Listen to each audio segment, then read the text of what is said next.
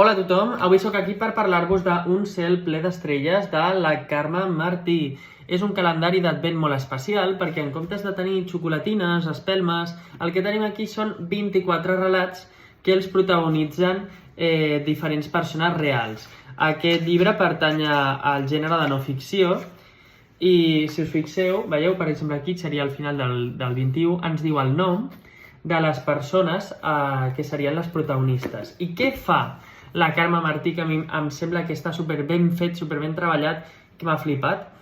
Ella no escriu en el seu estil propi, sinó que agafa i a cada història utilitza l'estil de parla, el vocabulari, el dialecte de cada protagonista, que són persones reals. I doncs trobem una sèrie de contes que realment són situacions que passen i que mostren una manera de viure diferent a aquesta època de l'any i no sé, pots conèixer com cada protagonista. A mi, sobretot, si destaco una cosa que em sembla molt positiva i que m'ha agradat molt, és que té aquest toc tant de fer caliu, tant d'hivern, de Nadal, que tu et tanques a casa teva, estar a gust, amb un llibre, llegint, historietes molt breus que et pots llegir en 10 minuts, inclús alguna.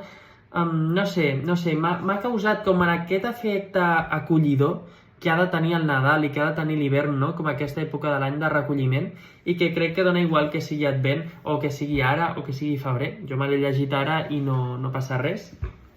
No sé, m'ha agradat molt, sobretot els contes més costumistes, no? Que ens mostren ja com aquests dies assenyalats amb fets tradicionals, com el fet de cagar el tió, de les Nadales, tots aquests components que són part de la cultura i que crec que està bé que quedin fixats en un llibre com aquest. Ara us destacaré, encara que m'han agradat moltíssims dels contes, 3 que crec que són molt xulos.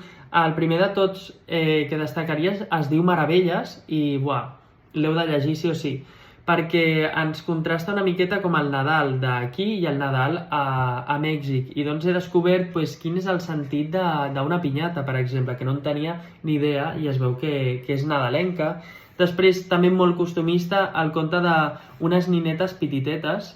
Dic pititetes a propòsit perquè ho posa així i és que estem parlant en dialecte, ¿vale? També m'ha agradat molt. I el de Fe i Alquímia m'ha semblat com super guai perquè he descobert quin és l'origen del Nadal, per què es comença a celebrar en aquella època en concret, i ens dona així com a dades més històriques que crec que són molt interessants i no sé. Tot això embolcallat amb una aura de tendresa i amb aquesta estètica també molt tendra, molt maco, molt cuidat, que al final el Nadal és així. Tots els relats, que són breus i es llegeixen fàcil, tenen una petita il·lustració a l'inici que serà d'algun element que apareixerà. Veieu, aquí tenim una motxilla, però no sé, són il·lustracions tot molt maco, molt estètic. No sé, a mi m'ha agradat i us el recomano, de veritat, encara que ja no estiguem a Nadal, però continua sent hivern. I només em queda donar gràcies a Penguin, que m'ha donat la possibilitat de llegir-me'l i ha sigut un gran encert perquè m'ha encantat. I ja està. Vosaltres us l'heu llegit? Què us ha semblat? Ja m'ho comenteu. Adeu!